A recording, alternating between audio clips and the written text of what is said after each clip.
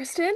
I'm 22 years old. I am from outside of Philly, but I've moved around a lot thus far in my life. I went to the University of Florida and studied zoology, and I just moved back from Spain. I was teaching English there for a year. It was incredible. I love to travel. And now I'm in New Jersey, but in another month or so, I'm going to move to San Diego for grad school with the San Diego Zoo. So I'm really looking forward to that. My favorite season is 28, Kageyaan. I know that's a very popular one, but it's the first season I ever watched. I remember the Wow. day I watched it. Was in on the couch with my mom, and I was like, "What is this?" And she's like, "It's Survivor. You'll really like it, Kristen. Watch it." And that was a Wednesday night when I was 11 years old, and every Wednesday since I've been on the couch watching Survivor. So it has a special place in my heart, and it's just such a good season. And then a player that I really like, I have to go with Poverty. I just think that there's something so magnetic and awesome about flirting for evil. And that's just, yeah, I just want to emulate that always. In real life and in Survivor. So she's my queen. Many and allergies have definitely altered the trajectory of my life in more ways than one. I could go on forever about how they've impacted my life. I did them in college at the University of Florida. We had a club. I was the president. I was also the host. I was super involved. I played the first ever season there and I got second place.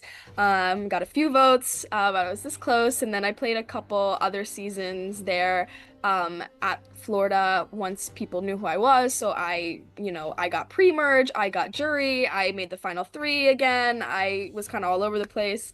And then the first LRG I did post-college was last summer in Vancouver, and I also got second place on that one, and I only lost by one vote, and I was this close, but that one was really impactful. In my life, and I've gotten a lot out of it, just the people I've met, the friendships, relationships I've made from them, and the opportunities that have arrived from them are, it's really crazy how my life has steered in ways because of them. Not necessarily. I always go to the gym, so like you could say that's prep, but I'm always at the gym. But other than being on my grind, I really just want to go in there and not take it so seriously. Like I take things too seriously in life. Sometimes I take these allergies too seriously sometimes. So, yeah, no, I'm just gonna show up on the 26th and see what happens. I love that. Okay, so you're just so how you want your game to look. You kind of just like want to wing it and go with the flow each round. Yeah, I think given the information that I was told about the season, it's about it being adaptable. I don't think I really want to go in with a certain plan. I mean, I always kind of have the same mindset, which is, I'd be myself, just be really likable, be my outgoing self, come off as like dumb and ditzy and just, unassuming, I always do that. But yeah, I think it's just, I'm gonna try and make talk and make connections with everyone, to some level. And, no matter if there's like a swap every round or if there's, just twists or whatever, as long as you have foundations with people, all of the twists and things around you, you'll be insulated if you have people that like you and want to keep you in the game. So I guess my strat is just, talk to everyone and find some common ground so that they like me. I didn't really think about that much. If I were to see someone, I think it depends on if I need to disclose if I know them or not. Has that been decided?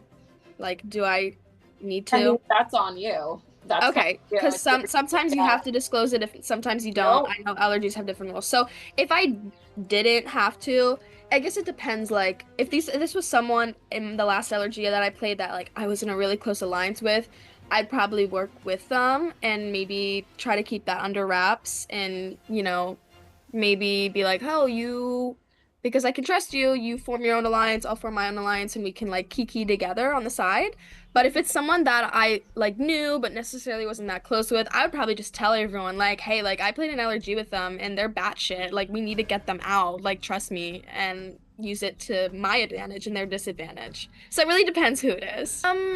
I definitely feel like I'm flexible, but I do think in an allergy, I always will gravitate towards people more my age or people in like their 20s, 30s that are, more free-spirited, I guess. People that are more chill and go with the flow. Because I'm very like, type A and anal, even though I come across very like, I'm very high strung. I'm low maintenance, but I'm high strung. So finding people that are, low strung individuals would be ideal. But, the last allergy that I played, I didn't have a single alliance with a woman just because there wasn't many and the women weren't fans of me. I guess at least like one or two of them playing. Like the one didn't really like me at all. She like kind of hated me and she was like That's 50 okay. and I was like We sleep well at night knowing haters hate us. It's okay. I was like all right, whatever. So I'm like I'm fine. Like I'm completely fine with alliances with men. But also, if there's any woman slightly my age, that would also be good too. But I'm flexible as long as people are, chill enough. Um, and yeah, I mean, preferably someone who's not like LRG extreme, but also if they are, that's fine because I can just come across as dumb and ditzy and they can make all the moves and then eventually I'll vote them out because they're Yeah. crazier than me. So that's when you resort to plan B. So I'm assuming I was voting for someone on the other alliance. And if I really have that gut feeling and I'm like, okay, like this is not feeling good. It's time to go to the other alliance and maybe switch or other people and it's time to say, okay, what was plan B? Was it my number one or was it like someone else? So go find plan B, or in 10 minutes, you can do a lot in 10 minutes. Make a plan C with these people and be like, all right, let's meet in the middle. How about this person? Because you can get a lot done in 10 minutes. If it's late in the game and there's only, there's like five, six people, you can make your rounds in 10 minutes. So yeah, if I had that gut feeling and I was like, well, I really think my name is being thrown out there, then it's time to switch. And, it's a game. So even if I was wrong, oh well. It adapt amongst the chaos seems very like twist heavy or um advantage heavy, but I would say more like twist things, like external like journeys or tribe swaps happening or different things like that that's mixing up the game. And I think the last LRG that I played, because it was only their second season, there wasn't as many. There was some journeys here and there, but there wasn't as many big major twists. There were a few, but I'm expecting like going into this, there's gonna be like twist heavy is what I'm getting. And the only way to insulate yourself and protect yourself from a twist or advantage heavy game is to just have alliances everywhere, is to not rely on like one alliance, which I've done in the past, and it's gotten me to the end, but it's risky. So making sure you have connections with people on in different sides so that if things get mixed up, if there's a swap or there's mini tribals or this or that, or an advantage comes up, it's not your name being thrown out. If there's this random idol that gets played, well, if different people like me enough to not write my name down early on in the game, I know I won't be going home if some weird twist or advantage comes up. So I have an offer for you. I want to give you something. I'm a charitable person. What can I say? I like to give. I'm a giver.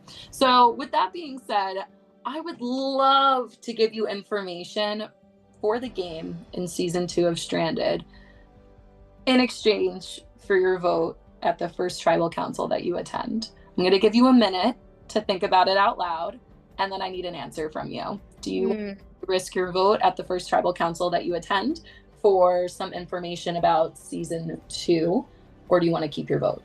Is it like I'm not even risking my vote? It's like I'm not getting my vote at all. Or not getting your vote at all? Ooh, Information is power, but I think the first vote is so important. It's the first vote or the first tribal council I attend. It is the first tribal council that you will be attending. Okay, yeah, then no. Yeah, I can't lose my vote in the first round. No, no, no, no. I need that vote to protect myself. Round one. Yeah. I'll find someone else who lost their vote and they can tell me what it's all about. But yeah, I'm just gonna go in there and have fun. I want my vote. So keep your vote finally. Yeah, I'm gonna keep my vote. Okay, well, congratulations. That was just a test. We wanted to see how quickly you could make split-second decisions when you have a choice to make in the game. So with that, is Kristin going to be able to survive being stranded? We'll see.